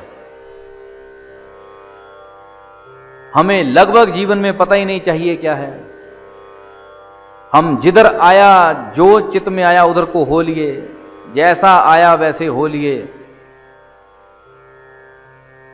कहीं कोई मंत्र दीक्षा की बात चल रही, वहां पहुंच गए कि जी कोई मंत्र दे दो। गुरु महाराज कहते क्या दे दूं? कहते जो है दे दो। कहीं कोई यज्ञ हो रहा, कहते जी हमसे भी करवा लो। कोई पूजा हो रही, हमसे भी करवा लो। जो हो रहा करवा लो, जो है दे दो। हे प्रेमी, तुझे चाहिए क्या? एक सज्जन आए, भोले भाले आदमी थे। कहते गुरु महाराज मैंने गुरु बनाना। गुरु महाराज कहते बना दे। किसको बनाना? कहते नहीं जी आपको बनाना। गुरु महाराज कहते मुझे कैसे बनाएगा? तू मेरे ऊपर क्या करेगा, मुझे क्या बनाएगा? जो कि भाषा में, आम भाषा में प्रचलित बात है। नहीं, कहता जी मैंने आपको गुरु धारण करना। कहते मुझे कहां धारण करेगा, कहां बिठाएगा, कहां रखेगा? नहीं जी वो मुझे ना कहना नहीं आ रहा। गुरु महाराज कहते फिर कह क्यों रहा? फिर कह क्यों रहा? नहीं, कहता कुछ तो चाहिए। गुरु महाराज कहते यही मैं पूछता हूं, तुझे चाहिए क्या? तुझे पता होना चाहिए तुझे चाहिए क्या। ये प्रेमी, उस सज्जन की कहानी को हम मजाक में ले सकते हैं, पर वास्तविकता यही है कि चाहिए क्या। यदि जीवन में कोई दुख है, घर में कोई संतान नहीं, जैसे अखबार में इश्तिहार दिए जाते हैं, निसंतान, इतनी देर में शर्त या इलाज, मेरा किया काटे मुंह मांगा इनाम, ये गुरु महाराज का विषय नहीं है। हंसी आती है ऐसी बातों पर। लोग इन चीजों के लिए सोचते गुरु महाराज नहीं, ये विषय गुरु महाराज का नहीं। गुरु का अर्थ ही है जीवन में अज्ञानता को हटाने वाला। क्या हम ये चाहते हैं कि मेरी अज्ञानता हटे? बहुत बड़े साहस की बात है ये कि मैं अपनी अज्ञानता को हटाना चाहूं। बहुत बड़े साहस की बात, क्योंकि अज्ञानता हटाने का साहस कुछ ऐसा है कि पत्थर की भांति शिल्पकार के आगे बैठ जाए और उसको इजाजत दे दे कि हथौड़ी छानी लेकर मुझे छील दे। बहुत दर्द होगा, लेकिन उसके बाद पूजा होगी, क्योंकि तुझे मूर्त बनाएगा। पर बहुत साहस की बात है ये। जब तक अपनी गंदगी अपनी झोली में लेकर समेट कर चलें, गुरु महाराज क्या कर सकते हैं? ये प्रेमी, पर पहले पता तो हो चाहिए क्या। कारोबार नहीं, चल गुरु महाराज। पुत्र नहीं, चल गुरु महाराज। शिक्षा नहीं, चल गुरु महाराज। कुछ नहीं बनेगा। ये जिसका विषय है, ये उसकी चीज। तेरा विषय क्या है, पहले इसको जांच। तुझे चाहिए क्या? जिस दिन किसी को यह समझ में आ जाए कि मुझे अपने आपे का बोध चाहिए, उस दिन तुझे गुरु महाराज के होने की कीमत पूरी हो जाएगी। काम हो जाएगा उस दिन। क्योंकि मैं अपने आप को जान जाऊं, इसके लिए ही गुरु महाराज की जरूरत है। बाकी सब काम तो दुनिया में चल ही रहे। मैं क्या हूं ये बोध कोई दे दे मुझे। हालांकि देना किसी ने नहीं, गुरु महाराज भी इसकी युक्ति ही देंगे, पर कम से कम कुछ समझा तो दे। वह युक्ति ही दे दे, उसके ऊपर चला दे।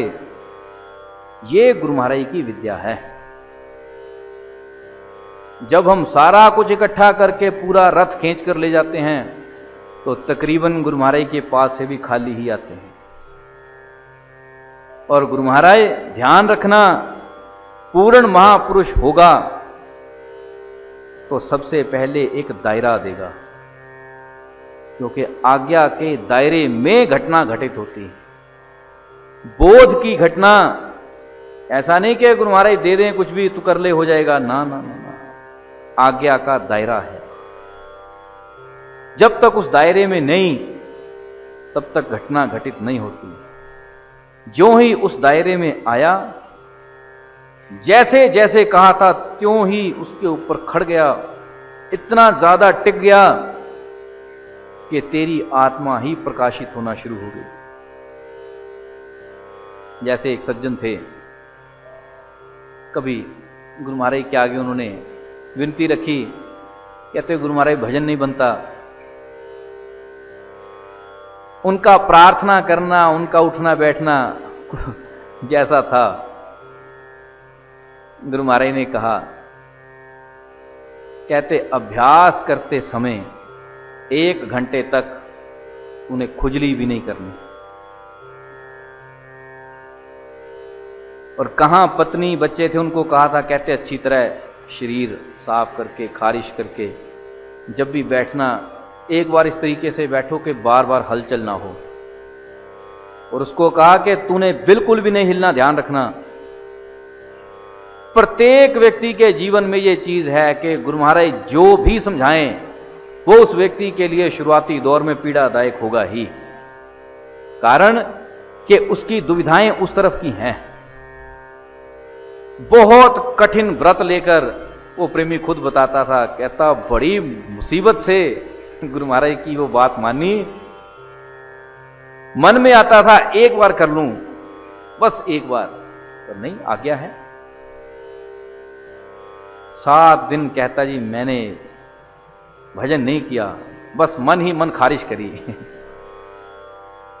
पर 8वां दिन कुछ ऐसा आया, क्योंकि प्रार्थना जितना ज्यादा गुरु महाराज के वचन मानता गया, जितनी अंदर से आज्ञा मानता गया, उतना प्रणाम होती गई कि हे गुरु महाराज, बात तो मान लूं पर मानने की शक्ति तो दो। बैठना तो 1 मिनट का मुश्किल, और आप कहते 1 घंटे तक हिलना बिल्कुल नहीं। बस वो चाहे प्रार्थना रंग लाई, चाहे वो मानसिक शक्ति रंग लाई। 8वां दिन ऐसा चढ़ा, कोई दुविधा नहीं, कोई कुछ नहीं, स्थिति बदलनी शुरू हो गई। और हम गुरु महाराज के आगे घर से एक्सक्यूज लेकर चलते हैं। ये गुरु महाराज आप कहते तो बिल्कुल ठीक है, पर मेरे से होता ही नहीं, मेरा ऐसे, मेरा वैसे, मेरी कमर टूट गई, मेरी टांगें दुख गई। 100 किस्म के बहाने ले जाकर रख देते हैं। क्यों? कि गुरु महाराज हमारी मूर्खता के ऊपर ठप्पा लगाएं कि हाँ चल कोई बात नहीं। लगा भी देंगे, तेरा बनेगा क्या? क्या बन जाएगा? हे प्रेमी, तू सच्चा हुआ, तूने सच्चा होना चाहा, गुरु महाराज ने कह दिया चल ठीक है भाई, नहीं तो ना से। क्योंकि जब तू ही बदलाहट नहीं चाहता, गुरु महाराज क्या करें? तुझे कई बहाने रखने आ गए, तुझे कई तरफ से सच्चा होने की आदत पड़ गई। पर ध्यान रखना, जब तक दिया हुआ वचन, दिया हुआ प्रण लेगा नहीं, तब तक बदलाहट नहीं होती। और जिसने गुरु महाराज की आज्ञा लेकर संकल्प बनाकर काम करना शुरू कर दिया, उसकी बदलाहट निश्चित है। इसमें 2 चीजें काम करती। एक है सहज वचन, कि जो है उसको पकड़ ले। एक होता है अपने हिसाब से तैयार किया कराया। जैसे एक प्रेमी था, कहीं दोनों नमस्कार के लिए आए। एक को गुरु महाराज ने कुछ शरीर देखकर वैसे ही कह दिया, कहते कि ये कुछ प्राणायाम इत्यादि बता दिया, कहते किया कर। करने लग गया, कुछ बदलाहट हो गई। अब जब बदलाहट हुई, दोबारा आकर कहे, कहता गुरु महाराज अब मैंने फलां क्रिया करनी, आप कह दो हो जाएगी। गुरु महाराज कहते रहने दे। नहीं नहीं आप कह दो, क्योंकि आप कह दोगे हो जाएगा। गुरु महाराज कहते रहने दे। पीछे ही पड़ गया, नहीं आप एक बार कहो तो सही। गुरु महाराज कहते मैं कह दूंगा पर होगा तेरे से फिर भी नहीं। कहता क्यों? क्योंकि गुरु महाराज कहते एक परमात्मा की इच्छा के शब्द हैं, ये तेरी इच्छा के शब्द होंगे, क्योंकि तू चाहता है कि मैं कहूं, मैं कह देता हूं, तो कर ले। पर कहते ये होगा नहीं, क्योंकि तेरी इच्छा तो ना तेरे से होगी ना मेरे माध्यम से होगी, होगा वही जो उसकी इच्छा है। सो शब्द उसकी इच्छा के होने चाहिए। बहुत से लोगों को भ्रम होता, गुरु महाराज कह दें हो जाएगा। हे प्रेमी, गुरु महाराज के कहने से नहीं होगा, परमात्मा की रजा क्या है। गुरु महाराज भी जब उस माध्यम से बोले तो हो जाएगा। और तू कहता गुरु महाराज ईश्वर की इच्छा रखो किनारे पर, मैं चाहता हूं आप कह दो, हो जाएगा? नहीं होगा। बड़े से बड़ा सिद्ध हो उससे भी नहीं होगा, क्योंकि जब तक ईश्वर इच्छा है तब तक घटनाएं घटित होती हैं। तेरी इच्छा से तो तेरी भूख भी नहीं मरती, बाकी तो चीजें बात की हैं। इसलिए हे प्रेमी, यथार्थ बुद्धि से सोचना कि गुरु महाराज का विषय ब्रह्म विद्या का विषय है, इसके अतिरिक्त कोई विषय लेकर गुरु महाराज के पास जाए भी तो कुछ बने बनाएगा नहीं। ब्रह्म विद्या का, केवल ब्रह्म विद्या, केवल आत्मज्ञान, ये विषय गुरु महाराज का विषय है, क्योंकि जीवन का लक्ष्य ये विषय है। बाकी सारे विषय भी हैं, हर टॉपिक काम का है, लेकिन संसार चलाने से ज्यादा नहीं। और हे प्रेमी, संसार चलाने के लिए कहीं गुरु महाराज की जरूरत नहीं, क्योंकि संसारी आदमी संसारिक स्तर में गुरु महाराज से भी समझदार हैं, ज्यादातर समझदार ही होंगे, लेकिन संसार चलाते चलाते बनेगा कुछ नहीं। एक समय जीवन में ऐसा आ जाता कि सारे हथियार नीचे गिर जाते, फिर व्यक्ति अर्जुन की तरह सोचता है तमेव शरणम गच्छ सर्व भावेन भारत, हे प्रभु मैं तेरी शरणागत हूं, हथियार छूट गए, अब मेरी अकल काम नहीं कर रही। गुरु महाराज तुझे उस दिन के लिए चेताते हैं कि जब वो समय आएगा, उस समय तेरे पल्ले तेरा शरीर भी नहीं होगा।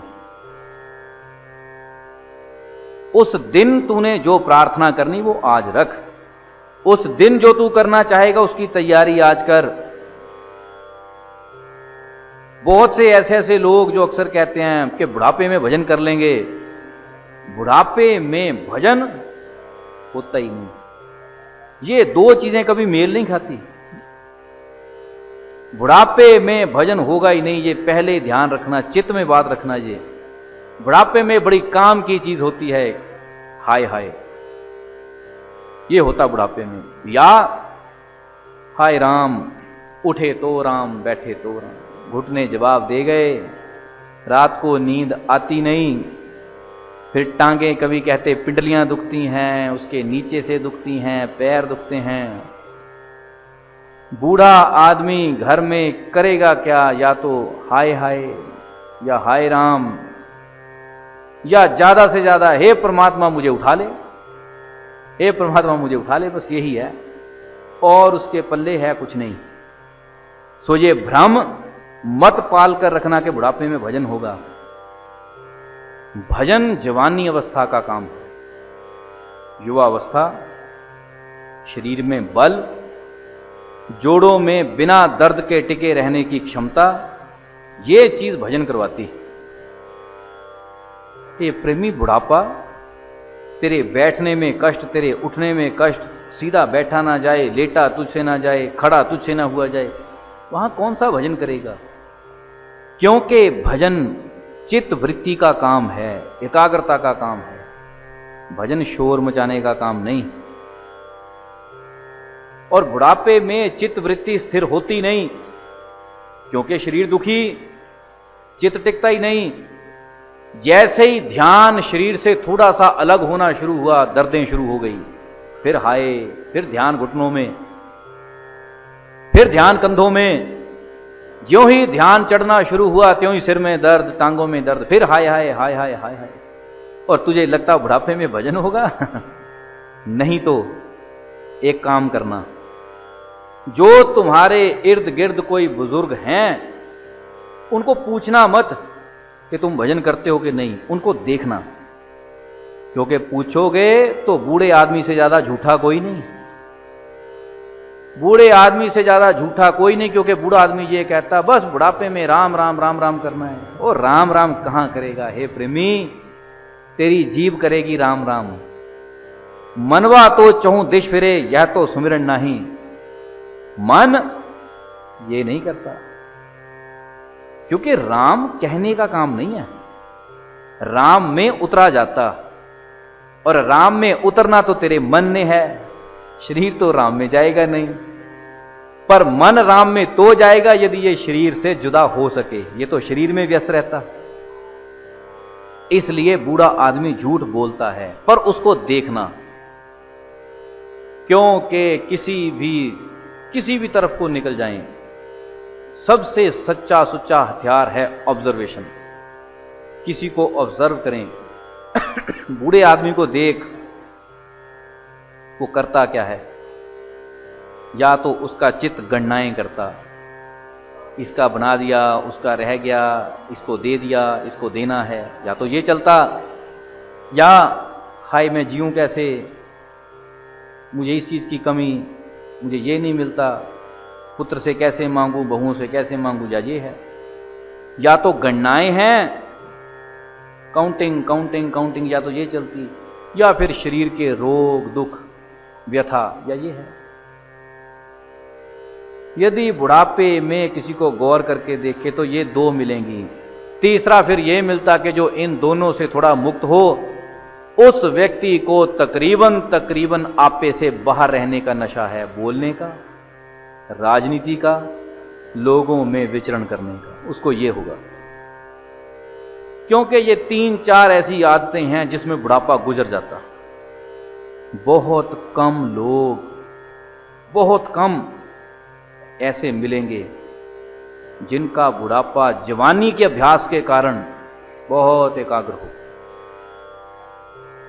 पर बहुत कम हैं जिनको अपने बुढ़ापे की एक ऐसी कद्र हो कि वो आपको जब भी मिलेंगे एकांत में मिलेंगे। नहीं तो ऐसा बुढ़ापा देखने को मिलता नहीं। अब बुढ़ापे में एकांत किसको देखोगे? जिसकी जवानी उस एकांत के अभ्यास में गई है। एक सज्जन थे, पीडब्ल्यूडी से रिटायर हुए, तो अक्सर लोग पार्टी करते हैं, भोज करते हैं। वो जिस दिन रिटायर हुए घर आए, आकर पत्नी को कहा, कहते मेरा दरवाजा मत खटखटाना। बस अपनी कुंडी इत्यादि लगाई, अंदर बैठ गए। बैठे रहे 3-4 घंटे। बाहर थोड़े बहुत रिश्तेदार जमा हो रखे, 10, 20, 50 कोई लोग थे। तो कुंडी खोली, अंदर से जब बाहर आए बड़े प्रसन्न। रिश्तेदार पूछते हैं, कहते भी ये क्या, तू रिटायर होते ही हमसे चित्त चुराने लग गया? कहता नहीं। 20 के 22 साल उन्होंने बताए। कहते कि मैं 20-22 साल पहले गुरु महाराज के पास गया था। मुझे उस दिन गुरु महाराज ने कहा था कि आज तेरे जीवन का ध्येय तेरा कर्म है, पर जिस दिन इस कर्म से मुक्ति मिलेगी उस दिन परमात्मा को विशेष रूप से धन्यवाद देना और देते रहना। मैं कहता रिटायर हुआ पार्टियां करने के लिए नहीं। आज मैंने परमात्मा का धन्यवाद किया कि हे प्रभु, आज से मुझे समय मिलना शुरू हुआ। बस जैसी मेरी आज नींव जम जाए, ये कभी उखड़े नहीं। इसलिए आज मैंने अपना इतना समय परमात्मा भजन में दिया, और वही आदत रही भी। मरण तक यही नियम रहा। कोई शादी, कोई विवाह, कहीं जाना फोन, किसी से कोई मतलब नहीं, राजनीति, अखबार, कुछ नहीं लेन देन, अपना भजन है बस। ये प्रेमी, जीवन के अभ्यास बुढ़ापे में काम आते हैं। तू सोचे कि सारा जीवन शिकार किए जाए, बुढ़ापे में जाकर भजन कर लेंगे, क्या होगा? जो जीवन में कर रखा है यही बुढ़ापे के लिए तेरी पूंजी है। जो कुछ तूने पूरे दिन में सुबह से लेकर शाम तक बोला और सोचा, रात को वैसे ही स्वप्न आते हैं। रात के स्वप्न क्या हैं? जो कुछ तुम दिन में देखते, बोलते, सोचते हो, रात को वैसा ही देखते हो। ऐसा ही जो तूने पूरे जीवन रूपी दिन में किया वही बुढ़ापे में आकर दिखाई पड़ना शुरू हो जाता है। वो बुढ़ापे में बढ़ता है। इसलिए बुढ़ापे में यदि भजन करने की चाहत हो तो जवानी संभाल। मत सोचना कि बुढ़ापे में अपने आप हो जाएगा। बुढ़ापे में कुछ नहीं होगा सिवाय दर्दों के। सिर्फ दर्दें हैं। हाय हाय हाय हाय। बुढ़ापे में यही है। हां, यदि परमात्मा की अनुभूति हो जाए, थोड़ा सा चस्का पड़ जाए और तो उसको बढ़ाना शुरू कर दे और तो फिर बढ़ता चला जाता है। ये प्रेमी एकांत और मौन, इसका टेस्ट अपना ही है। एकांत हो और मौन हो, क्योंकि जितना भी हम बाहर बोलते हैं, चाहे वो जीभ से चाहे मन से, ये दोनों शोर हैं, दोनों ही शोर हैं। लेकिन मौन का एक अपना मजा है। पर मौन तब आता जब किसी को पता हो कि मेरे भीतर बैठा कौन है। कबीर कहते हैं, जो तू जाने साईं कौन, कहते यदि तू जान ले कि साईं कौन है, तो घट भीतर लौटे मौन। तो तेरे भीतर मौन लौटेगा, नहीं तो मन बोलेगा। जो तू जाने साईं कौन। हम जीवन भर एक हिंदू व्यक्ति राम राम राम इतना ही चिल्ला लेता जितना मुस्लिम अल्लाह को चिल्ला लेता है। चिल्लाते हैं दोनों। कहानी बीच की प्रैक्टिकल बहुत अलग बात, रटने की कहानी बहुत अलग। फिर चिल्लाने को चाहे सिख चिल्लाए, हिंदू मुस्लिम कोई भी चिल्लाए, जो जानता है उसको रटने की बोलने की जरूरत नहीं, क्योंकि वो जानता है। जो तू जाने साईं कौन, तो घट भीतर लौटे मौन। मौन अपने आप घटित हो जाएगा जिस दिन तुझे देखने का स्वाद पड़ गया। रामायणकार बहुत प्यारी बात कहते हैं कि तेरे अंदर परम प्रकाश है। परम प्रकाश रूप दिन राती, नहीं चाहिए कछु दिया घृत बाती। कि तेरे अंदर परम प्रकाश है, उस प्रकाश के लिए किसी दिए घी बत्ती की जरूरत नहीं। और मजे की बात, हम उसी चौपाई को आगे दिया जलाकर पढ़ते हैं। ये प्रेमी बता, तेरे से बड़ा अज्ञानी कौन। रामायणकार कह रहे कि परम प्रकाश तेरे अंदर, उस परम प्रकाश के लिए किसी दिए घी बत्ती माचिस की जरूरत नहीं। और इस चौपाई को पढ़ते हुए तुझे दिया जलाना पड़ता। बुझ जाए तो रामायण पढ़ने वाले को फिक्र पड़ जाता, ओह दिया बुझ गया। ये प्रेमी, रामायण कह क्या रही, वो तुझे संदेश कहीं का दे रही और तूने बाहर बनावट कुछ और बना दी। जब तुलसीदास जी ने रामायण रची थी तो दिए जलाकर नहीं रची थी।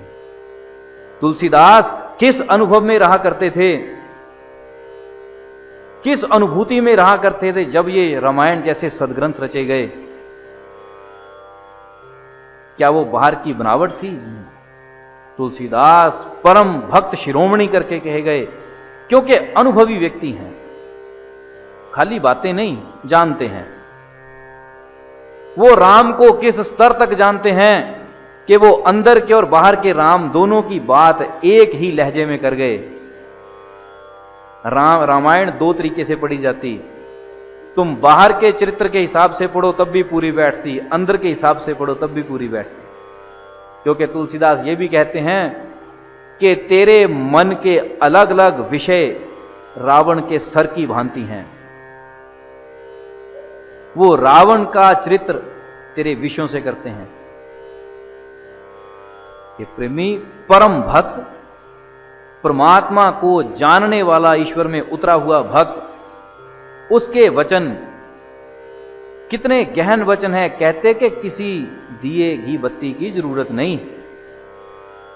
ये प्रेमी, तूने वो चीजें बाहर बना दी और बाहर बात बनेगी नहीं। परम प्रकाश भीतर की चीज है।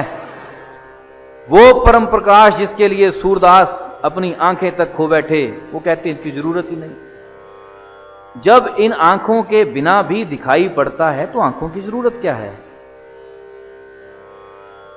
परम प्रकाश वो है।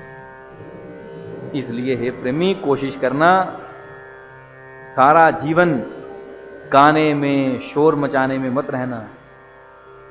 कहानी मौन की है। एकांत हो, मौन हो, पर एकांत और मौन तब घटित होते हैं जब कोई महापुरुष तुझे तेरे प्राणों में उतार दे। बस तू उतर जाए, तू जान जाए, फिर स्वाद अपने आप आ जाता। क्योंकि जिस दिन कोई जान जाए उस दिन सुमिरन का नशा ही रह जाता, बाकी नशे काम नहीं करते। बाकी कोई टेस्ट इतना महत्वपूर्ण होता भी नहीं। एक ही चीज रह जाती कि जानूं और जानता हुआ ही रह जाऊं। बोल श्री सद्गुरु।